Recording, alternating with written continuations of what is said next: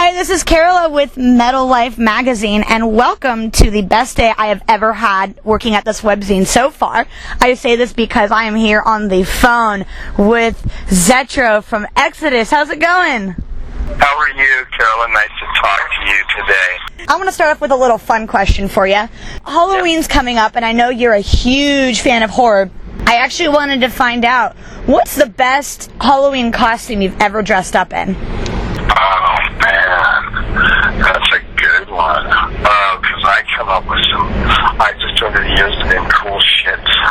One year, I think I did a really good Frankenstein, like the headpiece and the jacket, and I did my face, and I had the bolts coming out the side, and the scar coming down, and I had this application with the brow, made my eyes really look large, so I have to say that Frankenstein costume, although I thought I do good Draculas, and I'm always some type of monster, it seems like. Yeah, and you prefer to make those yourself? You prefer to make the costumes? Oh, yeah. Well, you know what? I pieced that one together, but they're really crafty with costumes these days, so I don't mind if you go out and, sometimes you can see some elaborate costumes and all. I love to go to the spirit stores. I mean, for the whole month, I just go, like, once a week with my daughter just to walk through and look at all the cool shit, because I know I've only got 4 weeks to do that. I DVR Dracula, Creatures of the Black Lagoon, Bride of Frankenstein. Yeah, I've seen them a million times. Yeah, and I'm going to watch them a million more. That's so awesome. All of it. The Exorcist, The Omen was just on the chiller the other night. I watched part 1 and part 2, so yeah. Yeah, definitely. You're definitely the monster type, and I think that's really cool. And it's funny that you like the classic monsters so much, because I think the way that you like those monsters is kind of almost like the way EXODUS is. You've always been this monster in the band for a long time, and no matter how many times Dracula or Frankenstein comes back, it's still, that classic that we always know it to be. Good analogy. I like that, but I feel that way. I feel that my monster is very strong, and it's hard to get rid of this monster.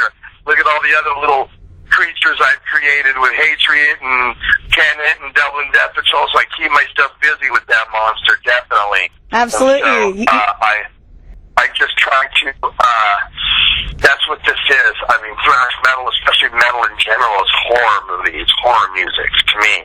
Horror fans love metal. Look at Kirk Hammett has the single most collection of stuff. Right. It just goes hand in hand. As most metal guys are horror fans. It's just, we're dark. We like the dark stuff. Metal is dark. It's deep, so I think it kind of goes hand in hand. That absolutely makes sense. So transitioning over to a few music questions. I know it's been a while since you've recorded with EXODUS, obviously, but like you just said, you kept yourself so busy with Devil and Death Patrol and Hatred. Do you consider that because you were still very active in music, did it make your transition back into EXODUS that much easier? Oh, definitely. If I would have been like, they'd have knocked on the door and I'd have got off the couch with a 6-pack of beer and a fucking beer belly, there was no way I would have been able to do this. No way. But I'm so in tune musically. And really, I think I'm singing better than I ever have. Just, listen to my recent record that I put out. So I just think that I'm way better now and just feel like a glove. I've been in this band, off and on for 30 years almost, you know what I mean? So it's like, I know how to ride this car. I know how to drive it. I know the guys that are driving it inside. I know my co-pilots. I know what they're all about. Right. I know how to do them. So it really was, I didn't even skip a step. I just came in and destroyed, honestly. But at the same time, I really admire how, at least in my opinion, you have your Hatred Souza and your EXODUS Souza, and none of what you did with Hatred leaked into EXODUS. It's like you're two different people, but with like the same sort of attitude. But you realize that the message behind the two are so different. So I definitely admire that about you. I think so, and I agree with that, because when we all talk about that too, especially the guys in Hatred, the kids are like, it's two different bands. We don't care how you look at it. It's completely, I sing completely different in Hatred. The approach is a lot different than it is in EXODUS. Definitely, very much so. I'm glad you pointed out, if you listen to me, that you know what I'm doing. Definitely. And that's the way it is. Hatred's more younger. a little bit more, come on, let's go get in the fight. Like, no. Calm down, young guy. You know what I mean? Exodus is more refined kill. You know what I mean? We are going to kill you. It's not a matter of when, it's how we're going to kill you. Exactly. You know what I mean? It's like, we're just coming over the hill. We got guns and knives and we're slicing the guy. What? You know? No, see, Exodus is more like, we have to decide how we're going to kill you. It's definitely going to be violent and brutal, but we've been through the song and dance so more, it doesn't even matter. You're just going to die. So that's the end result. You know what I mean? So, absolutely. It's kind of the two different things, other than the attitude of actually the way Exodus is, and it's just, that's real subtle, and then hates, come on, let's go, kill. It's like, we know, Exodus already. You know you're going to get killed, Yeah. There's people that come in and go, and get killed by hatred that weren't expecting to get killed.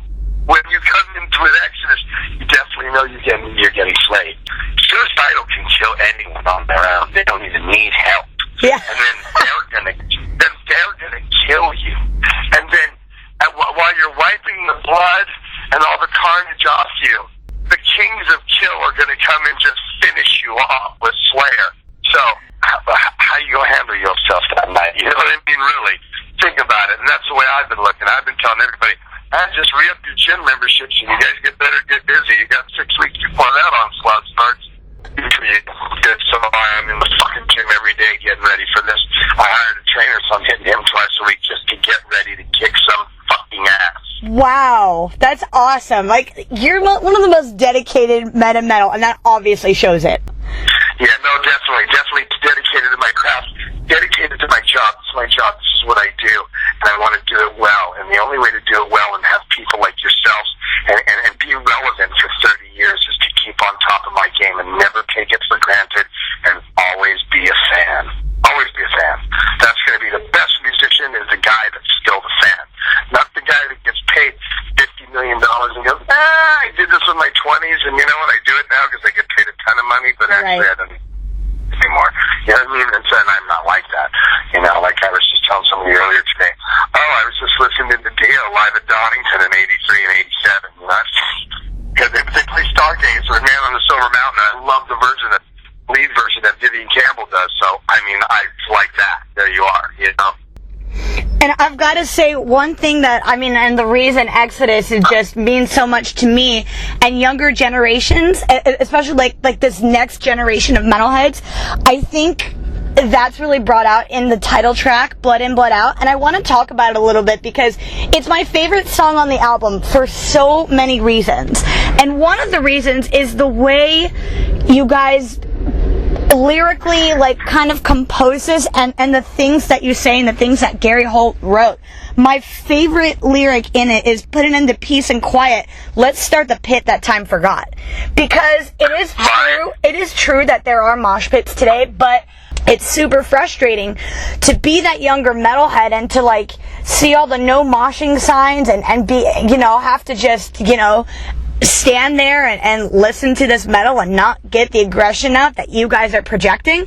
And I really think your message to restore that pit that time forgot is a way you're kind of bringing the glory days of the 80s to 2014 instead of the other way around when we're sitting here I wish I had seen Exodus at Ruthie's. I can't have fun seeing Exodus at the Palladium because I wasn't at Ruthie's back in the day, so I'm missing out, and that song makes me feel like I don't have to miss out anymore, My favorite lyric on the whole album, we did a video for that song yesterday. It's great. You saw the lyrical video that we did, but we actually did a full-on video with 120 guys. It was awesome. Did this fight club thing that really looked cool. And I lived during that time. I only got a couple minutes left with you, but let me finish it with this. I lived at this time, and I remember it. And when I was first reading through the lyrics and all the songs, I saw the lyrics, and the one that strains that hits with me, it was all I'm telling you is do anything you want to do. And I swear to God, that was the mentality. And I'll give you a short little story about the time that Bailoff threw the TV out of Slayer Oh my God. It was like, Bela, go grab that fucking TV right off that thing right now and go grab it and go throw it off the side. Do it, just do it. And Paul, I mean, that was now our mentality. We did what we wanted. If we felt like, go smash that sign. Ooh, grab that chick's drink and just start drinking it. And it was, all I'm telling you is do anything you want to do. When I read that, I got chills. So definitely resonates home, young lady. Definitely resonates home. Seriously, and I want to thank you, as we're wrapping this up, I want to thank you for giving this younger generation, I mean, you have the same power now in Exodus. I feel like you guys are reviving those riffs, going as fast as you did in the old days, and it's making us feel like we are a part of when metal started. Thanks, Joe. I appreciate those nice words. That's great, because we are. And again, I think of a band like us as lost sight of that.